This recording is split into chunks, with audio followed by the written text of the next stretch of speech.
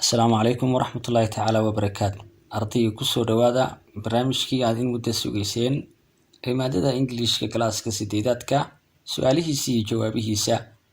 Su-aalaha iyo jawaabaha waxaan ka bilaabeynaa unitka labaad maadaama unitka koowaad uusan lahayn su-aalo daaragti ah.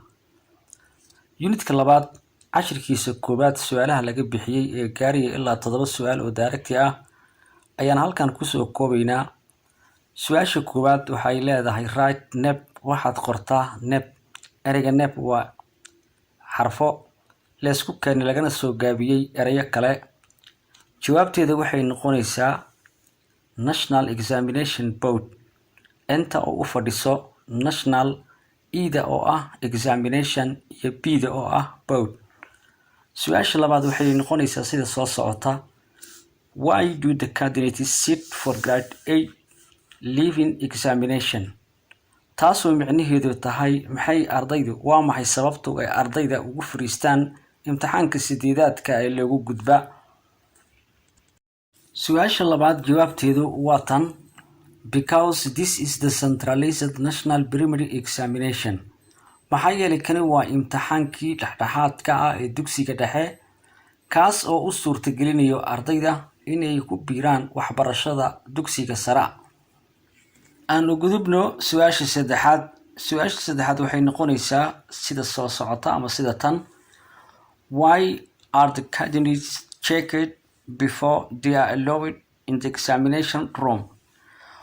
Taas oo macnaheedu tahay waa maxay sababta loo baaro ama loo jeegreeyo ardayda inta aysan gelin ka hor qolka imtixaanka.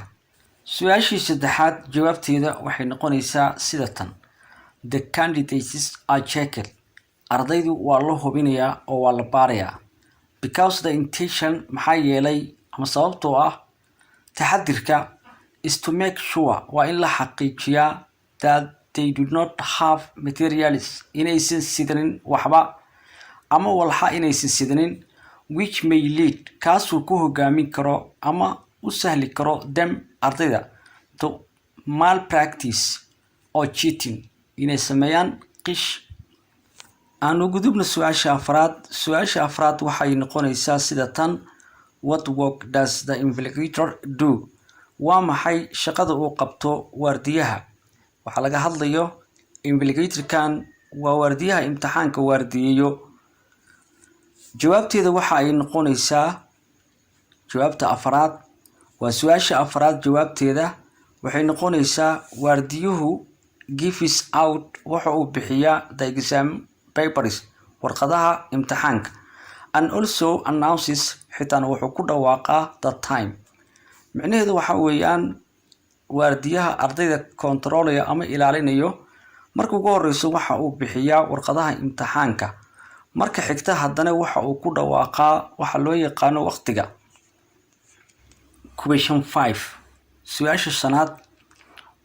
What work does the supervisor do? Kormeeruhu shaqadiisu maxay tahay? Jawaabta. Answer 5.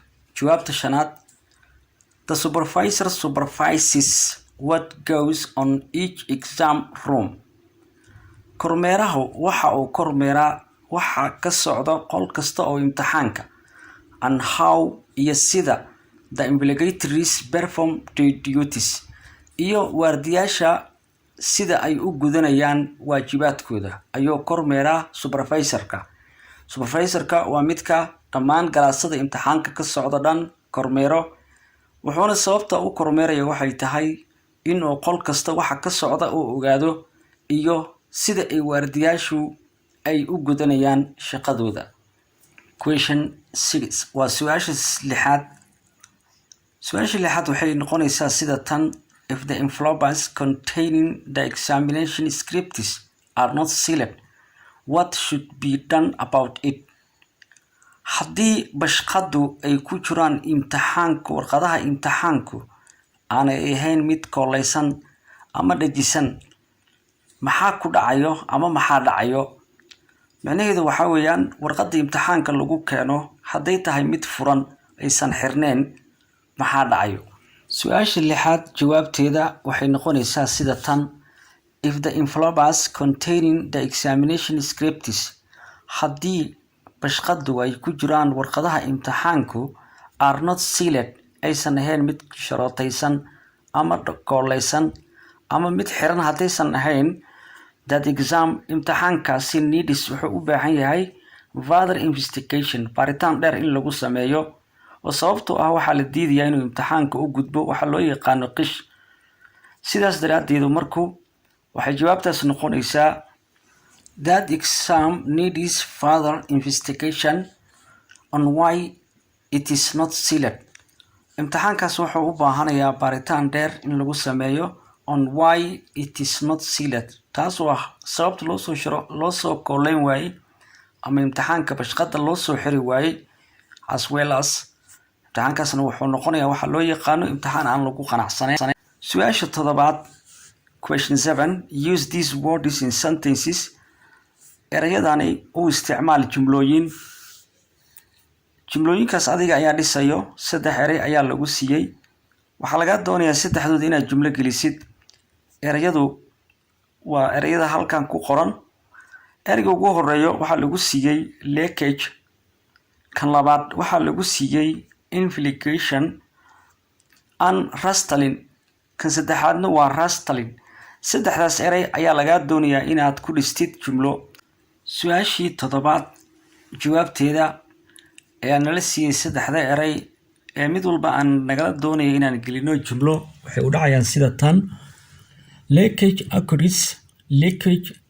occurs when exam material is got out before the exam day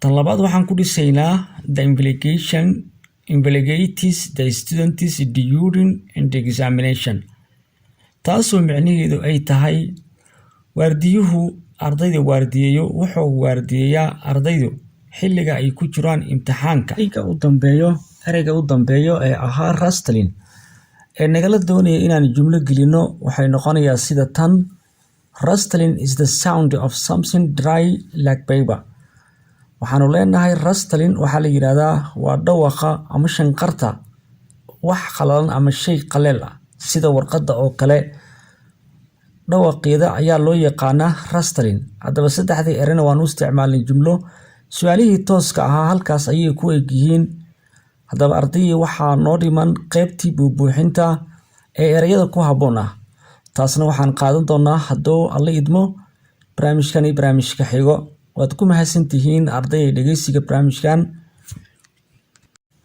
haddii aad qabtid wax su'aal ah ee ku saabsan darsigani su'aalaha iyo jawaabaha ee class 8 ka ee manhajka Soomaaliya fadlan inoogu reeb qaybta commentiga ah